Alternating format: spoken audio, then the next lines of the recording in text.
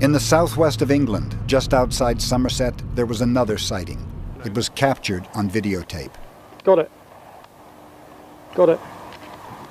Yeah, I think it's coming this way. Yeah. Yeah, I can see it. Is it? It is. That's amazing. The UFO that you saw originally was spotted approximately about 200 yards to the left of the aerial mast, and I suppose it was probably at about 500 feet up. It was very low in the sky.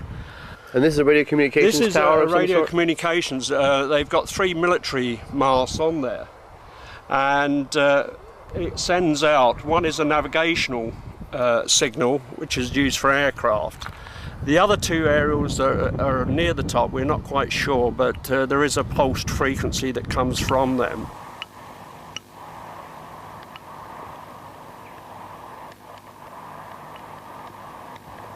The actual UFO, from the time it was first seen by Rod Dickinson, who did the filming, it lasted approximately 12 minutes, so it was quite a long period of time for a daylight sighting to occur. We took this tape to be analyzed by Lucasfilm's Special Effects Division, Industrial Light and Magic, in San Rafael, California. Here we met with Bill George, an Academy Award-winning visual effects supervisor. Over the last 20 years, his special effects have been featured in films like Star Wars, The Phantom Menace. The optical zoom certainly would...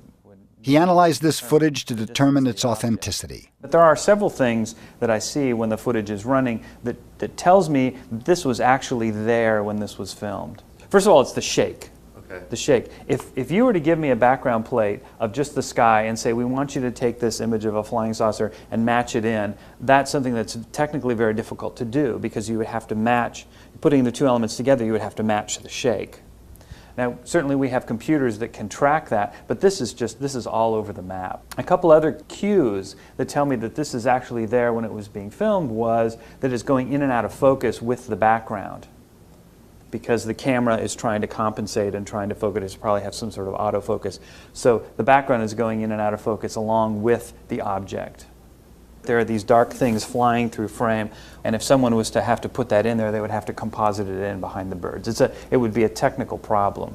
Bill George couldn't say it was a real UFO, but he could confirm for us that the object was not added in later. Given those clues, I'm convinced that this object was there when this person was taping.